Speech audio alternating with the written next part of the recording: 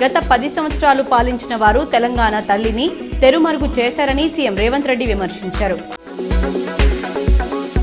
హైదరాబాద్లోని హైటెక్స్ ఎగ్జిబిషన్ గ్రౌండ్స్లో 12న CNC expo ఘనంగా ప్రారంభమైంది.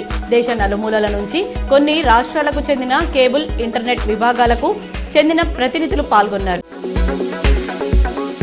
నిజామాబాద్ను ప్రమాదరహిత జిల్లాగా తీర్చిదిద్దేందుకు ప్రతి ఒక్కరూ విధిగా ట్రాఫిక్ నిబంధనలు పాటించాలని జిల్లా judge Sunitha Kunchala, collector Rajiv Gandhi Hanumanthu, police commissioner Kalmeshwar Singanavar పిలుపునిచ్చారు.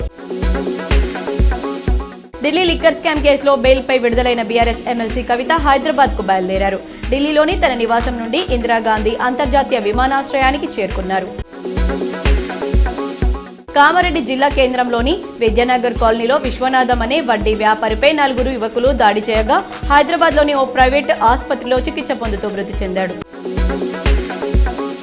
సీఎం రేవంత్ రెడ్డిపై బీఆర్ఎస్ వర్కింగ్ ప్రెసిడెంట్ కేటీఆర్ మరోసారి మండిపడ్డారు. సోనియా గాంధీని దయ్యం, పిశాచి, బలిదేవత అని అన్న నువ్వా రాజీవ్ గాంధీ మీద ప్రేమ ఒలకబోసేది అని విమర్శించారు.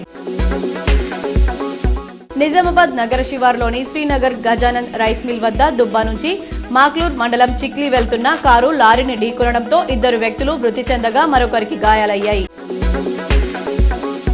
ఎల్లారెడ్డి మండలంలోని హాజీపూర్ ప్రాంతంలో పంటకు పెట్టిన కరెంటు తీగతో విద్యుత్ ఘాతానికి చిరుతపులి మృతి చెందిన ఘటన చోటు చేసుకుంది.